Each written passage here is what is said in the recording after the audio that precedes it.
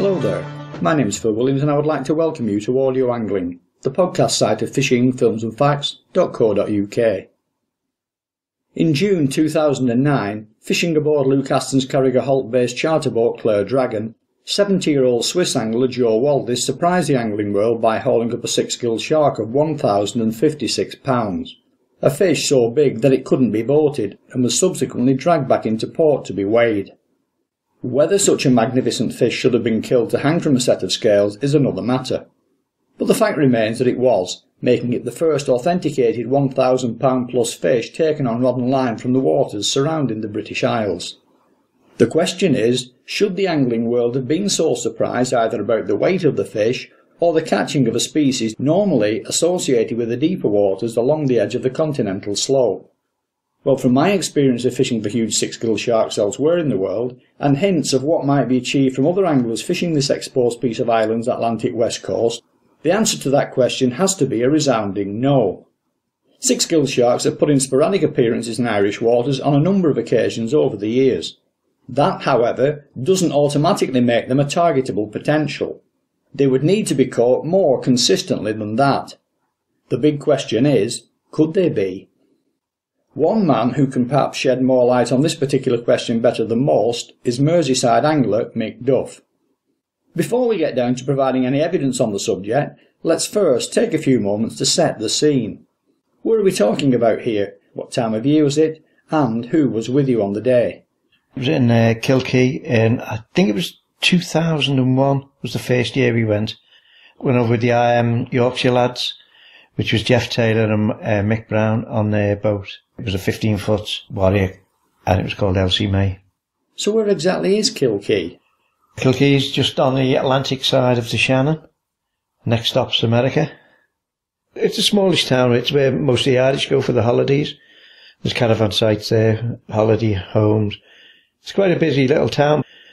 Everything's there. There's pubs, restaurants, and all the facilities there. We stayed at a place called Cunningham's Caravan Park. There's everything you need there. The launching facilities are fine. There's a big stone slip in the harbour, sheltered in the harbour itself. All the facilities are there for you. There's a diving club there if you want to go in for a drink or anything like that. The only thing is it is exposed to the weather. It faces straight into the Atlantic. Any sort of swell and it comes in. But the actual harbour itself is protected by a reef that runs 3/4 of the way across, which keeps most of the weather out. The trouble is you've got to get out through the gap in it. Once you're outside, it's not too bad. But the water depths vary from close in 30, 40 foot to 200 and odd foot. Where the six gills are, it's 180 foot. Obviously, having targeted the venue, you must have had some objectives in mind. So what had you gone there expecting to catch? There's a lot of pollock fishing close in. Fantastic pollock fishing. It's a bay really. Just outside, the pollock fishing is absolutely tremendous. There's loads of pollock all the way along the coastline. There's a bottom fishing just outside on the banks. There's megrim on it, haddock, codling, all sorts of mixed fishing just outside the harbour. And then if you go further out again, that's when you get the blues and the hake, haddock again. It's a lot of general good fishing. There's loads of blue sharks there. You can catch 20 a day, plenty of them. Bottom fishing, anywhere at all outside. There's haddock, hake, cod, dabs. There's everything you need. It's really good general fishing. Bearing in mind that blue sharks normally like open waters of around 40 fathoms or more, what kind of depths and how close to shore were you actually picking these fish up? The blues were half a mile outside the harbour. Well, it's not a harbour. I keep saying a harbour. It's a sandy bay with moorings inside. But the blues were just outside the harbour and they were also up to 5 mile out. Wherever you stopped, there were blues. I'm just as intrigued by the haddock, and more especially the hake, neither of which are particularly commonly caught fish anywhere these days. In fact, I personally have never caught a hake at all. So what sorts of sizes were these fish coming up at? The haddock were up to about £3. quite decent fish, like, because we never had a hake before. And I had about the same size, £2, but plenty of them. And what sort of numbers of hake were you seeing? It's hard to say, but decent numbers, like.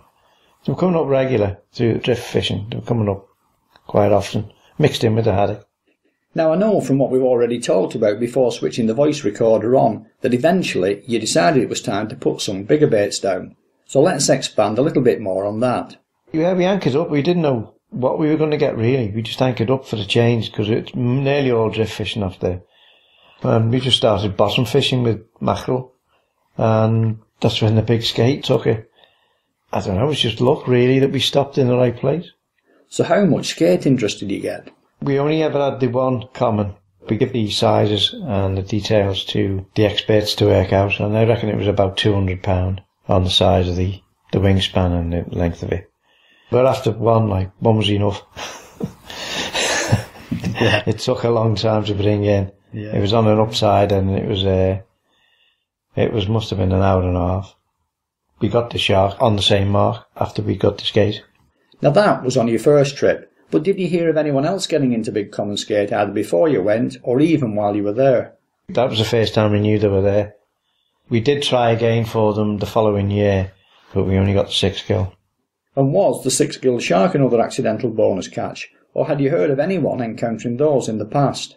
It was accidental catch. We were just bottom fishing with just the normal ledger gear with half a mackerel on. Dropped it to the bottom and then it must have took minutes for us to get it. And that was it. It was on, and about an hour and a half later it came up. What were your thoughts when it first started to show? We thought it was a thresher at first, because of the big long tail on it, because we'd never seen one before. And then when we got it to the side of the boat, it was nearly the size of the boat. And we just knew then it was, but we didn't know it was a 6 gill at the time.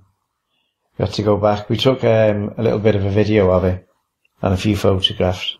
Then the box came out when we got back, and there it was, 6 gill. So you had this thing lying there at the surface along the entire side of the boat. What did you do next? We couldn't get in the boat, it was too big.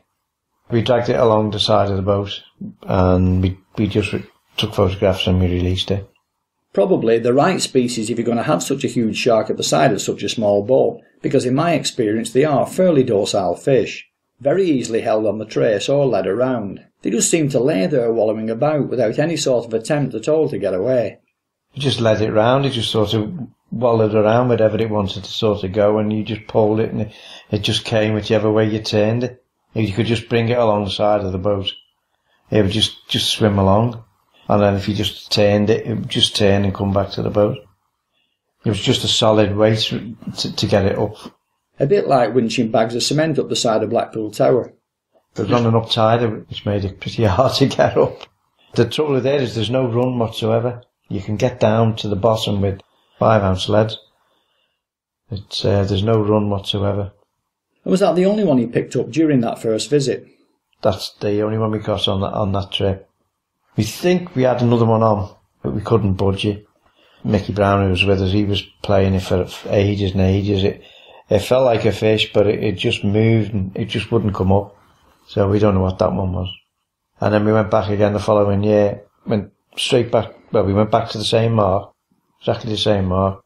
This year, went back in my own boat, which is Highlander, which was the Sea Lord. We fished off that with, second year was with John Williams and Stevie Quinn. And we got another one on straight away, on the same mark, same bait. But this time we'd modified the traces. We'd made big long traces to fish for them. And we doubled them round and put ties on each end to shorten the trace. And we got one straight away. We couldn't get out after that again. The weather was pretty bad, so we couldn't get back out to the same mark. What sort of size was that fish? I would say it was slightly smaller than the bigger one. So I would say about £300. I'd a guess £300-400. Big fish. But this time around you'd taken along tackle and traces with big 6 Gilled Sharks in mind. Tackled up from this time, yeah. yeah. And funny enough, we got one straight away. And that was in July. I think that July 2002. And this is all in water of less than 200 feet in broad daylight. All daylight fishing, yeah, yeah. That's amazing, really, because those huge green eyes they have are specially adapted for life in the dark. And research work in America and the Mediterranean have shown that it isn't so much the water depth that's the controlling factor, but the ability of light to penetrate that tends to keep them down in deep water, whereas after dark, they're known to migrate both shorewards and upwards. They're supposed to feed of a night a lot better than they do in the daylight, but we had both of them in daylight. And the second one we went there half an hour, and we were straight on it. So there must be plenty there. So what's Kilkee like then in terms of navigation and safety for maybe taking the boat out after dark and giving it a proper go? If the weather's fine, you can just go out. I would say it's only about a mile offshore. If that, you can't get lost. Especially with the navigation systems these days, it wouldn't be a problem at all. But what about that gap through the reef though, if it started to cut up? You get in through the gap on the far side. But you'd come in before, if it did cut up, or you'd get in before anything like that happened. 10 minutes. I'm thinking more in terms of you finding it and negotiating it in the dark. You'll see it breaking on the reef, and you could come through the gap. It wouldn't hurt though, I suppose, to take precise GPS readings of the gap on the way through it in the daylight. Yeah, you could follow your track on your GPS, which would take you right through it, and bring you back right through it. If the weather was fine, it wouldn't be a problem. Stay out there all night. I really do think that would be the way forward, because scientists have determined that it's daylight rather than depth that is the limiting factor. It just so happens that it gets darker with depth. Yeah, it's definitely a possibility. If you can catch two in daylight, I'm sure you'd get them for night. I don't know how you'd fish them at night. You'd have to bring them off the bottom, or... It's not something I've tried. I think I'd like to hedge my bets with one bait on the bottom and a couple of others suspended at different levels above the seabed until some sort of pattern started to develop. But I'd definitely have a rubby-dubby bag involved there somewhere. That'd work well because there's no run there. Your anchor's near enough straight down. So it would probably work quite well. I think I'd tie it on lightly though, just in case one tried to swim off with it and ended up tangled in the anchor rope. Yeah, there's a possibility there. Just need somebody to go back and do it. It would be fun and games though, and just a little bit eerie too with something that size wallowing around in the water, lit up only by a lamp. And regardless of size, it would be staying in the water too. Though with the second fish you was talking about just a few minutes ago, I believe you actually lifted that one into the boat. This one we got inside the boat. The three of us lifted it in after great struggle. We managed to get it over the side. And then we took a few pictures and then we released it. I just swam off. And no doubt harder to get back out of the boat than it was to get in. It was, yeah. It was harder to get it back over again. We got a big carpet. We took a carpet especially for it. And we draped it over the side. And once we got onto the carpet over the side, we just pulled the whole lot in. And the whole lot came in the boat. No problems with it inside the boat? No, it was quite docile in the boat. Just flapped about a bit and just sort of fell asleep. But it was so funny with it that no dorsal fin. The dorsal fin right at the very back. Funny looking fish. Big green eyes staring at us. It's a fantastic fish. It was, yeah. It was an experience.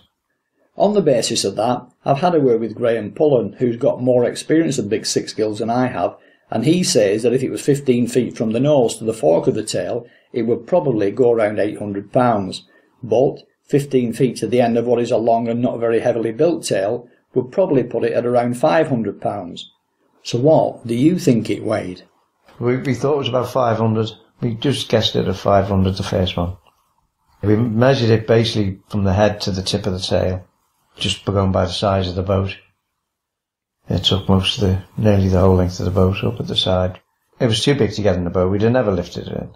It wouldn't have been safe anyway to try and get that one over the side. A wise decision, I think. Even the Carragher Holt charter boat I mentioned earlier with that £1,000 plus fish thought better than trying to get their fish into what was a very much bigger boat. Instead, they roped it and dragged it back into port for weighing, which in some ways is a bit of a shame. On the other hand, it certainly establishes the potential size range for the area. So what do you think of a dinghy angler's chances, not so much of getting one up, but dealing with the situation that would inevitably follow. Well, they are, yeah, they're obviously there. They must be there. But we've only just scratched the surface of this area. We've only been like twice in 2 weeks over the 2 years, and we've had 2. Each time we've been back, we've got 1. There must be a lot there, a lot more than they know about. Have you heard talk of anyone else catching them? And no, none at all. I don't think anybody's tried for them, really. Something that you'd have to target. You'd have to go there. If you wanted to fish from them, you'd have to go there and fish from them specially. Because there's such good fishing or other types of fishing that you wouldn't go for them. Plus, most of the fishing there is normally done on the drift with small baits, though I have caught 6 gills on the drift. All on the drift, mostly. Right. Except for inside the bay itself. There's turbot in the bay. We've had flounders to nearly £3 inside the bay, off the moorings. There's a lot of good fishing there that I don't think they've ever been targeted before. I don't think anybody's even tried for them. They're obviously there, and they're there in numbers. The common skates will be there as well. If they were targeted, you'd get them. And if somebody wanted to target them, based on your experience, how should they approach the situation in terms of tackle and tactics? You, for example, wasn't using rubby-dubby. Well, I don't think it's rubby-dubby. I think it's 100-odd foot, 180 foot. I think you'd have trouble rubby-dubbying for them. Because the bottom feeders, they're all on the bottom. So I think you'd have a problem dropping a rubby-dubby down there. Not even attached to your anchor? Well, yeah, you could do, yeah. It could go down on the anchor. I might bring them in. We got them on mackerel, whole mackerel, on the flowing trace.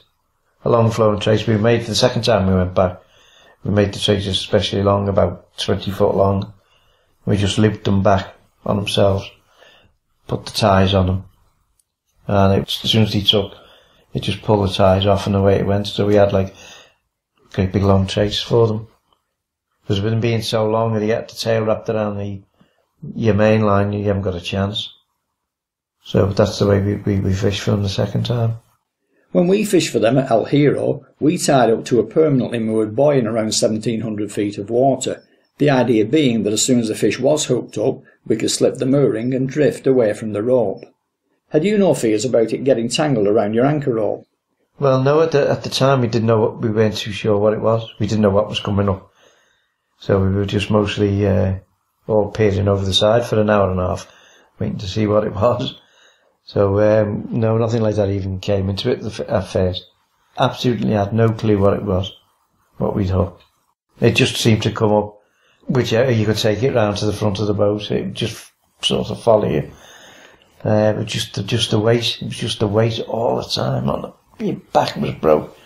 Just slugging away. It was, just get a little sort of a pull on it now and again, and then it just start heaving it again, and it just followed up, just came up to the boat, just circled the boat, just went round and round on it, wherever you just pulled it, it just went which way you wanted to go, it just went, and it just come along the side of the boat, you just pulled it along and it just came along the side and then it went round the circle again.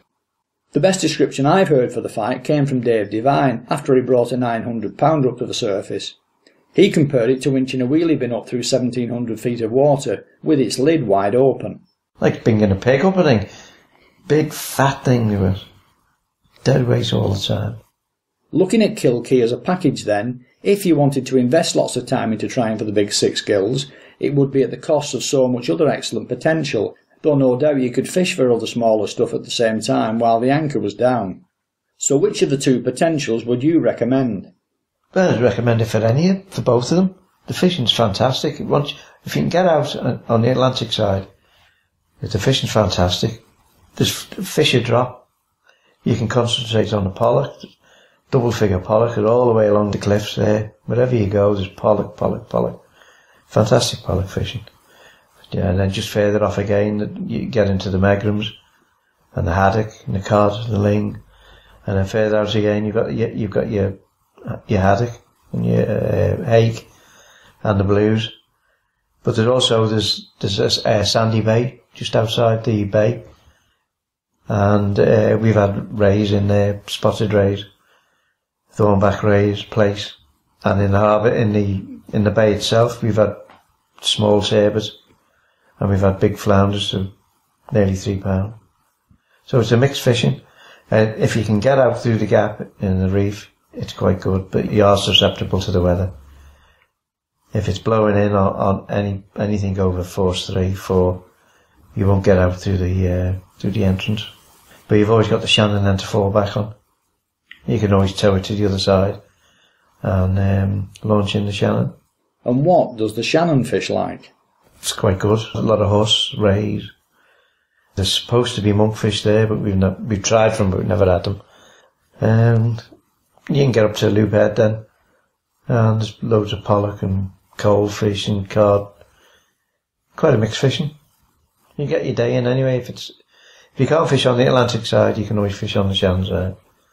That's a massive estuary. There's a lot of tope in there. Good tope fishing in the Shannon. There's no shortage of slips to launch. It's nice to have a bad weather fallback. Nice too to hear about so many other fish. But if it's the big sharks you're after, might these fish not turn out to be a distraction? Oh, I think so, yeah. You'd have to be dedicated, or you'd have to want to go for them. I don't think people who travel over there just to fish for the Six Gilled Shark. Once you've had one though, one a day is enough anyway. Once you know they're there and they're available, same with the common skate on the same ground, you would go back again to have another go at them. I don't know how big they grow, but there's bound to be bigger ones there. I'd like to go back and get plenty of decent photographs this time. We only had a Brock's Brownie, the camera, and I'd like to go back and get some really good photographs. And how would you rate your chances of catching a grander? I think it's possible. I think they're there. And you'd have no concerns then about bringing up to the side of such a small boat? Not the side. I don't know about getting it in now. They are huge things. They are fat. Massive. Funny looking things anyway. Once you've seen one, you won't forget it anyway. But it's a good achievement. It was nice to do. It was nice to go back and get one again the following year. Actually, even though it was smaller, that second fish was in many ways more important than the first, because it shows that what you did first time round wasn't a fluke. No. We targeted the second year, and we got one straight away. Then the weather took over then, we couldn't get back out. So, into the Shannon we went. So not only do fish in excess of £1,000 exist in Irish waters and are available for catching, chances are, with a focused deliberate attempt, one could realistically be caught from a small trail boat both in terms of potential and handling safety. My thanks then to Mick Duff for sharing this information with us, and hopefully we'll try putting together a repeat attempt in the not too distant future, Atlantic weather permitting.